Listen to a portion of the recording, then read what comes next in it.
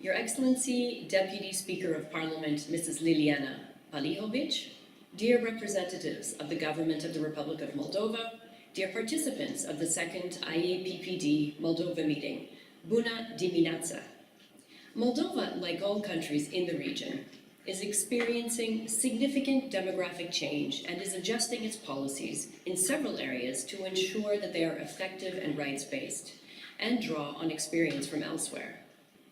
Moldova is quite unique in the region in taking a truly innovative approach in its work on reformulating policies and setting the stage for more effective implementation of such policies. Moldova is in fact the first country in this region to have adapted the active aging index using available data. Another innovative example is the demographic barometer, published and regularly updated by Moldova's Demographic Research Center with support from the UNFPA Moldova Country Office. And Moldova is also the first country in our region to make use of an international advisory panel on population and development.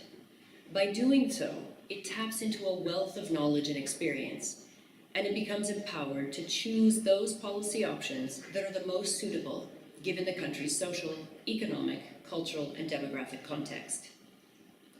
The first meeting of the IAPPD some 6 months ago brought together leading Moldovan policymakers and a group of eminent scholars who dedicated their time and intellects to review the population situation in Moldova. They presented evidence of successful and less successful policy choices that are available to the Moldovan government for prioritizing investments needed to develop Moldova's human capital in light of scarce resources and the country's economic realities.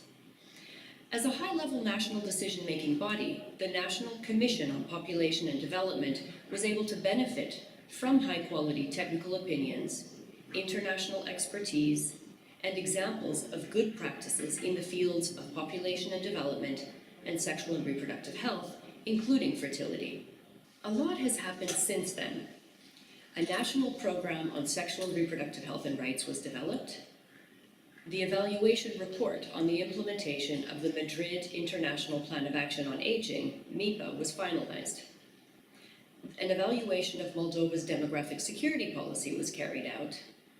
Research was initiated towards creating national transfer accounts to better understand the relationship between population dynamics and the economy. And finally, a population situation analysis was conducted, including in-depth, multidimensional assessment of population characteristics and their linkages with other sectors. A concept vision on population and development for Moldova was also drafted. None of these activities could have been successfully undertaken if it were not for the active interest and participation of government partners and Moldova's Demographic Research Center under the overall leadership of the National Commission on Population and Development. I would also like to acknowledge the contribution to these and other related activities by the Ministry of Foreign Affairs of the Czech Republic.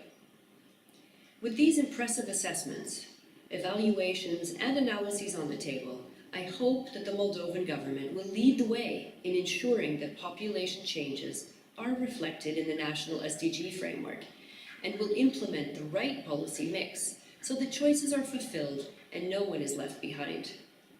I'm confident that with the capable support of the IAPPD experts, achievement of this challenging task is within reach.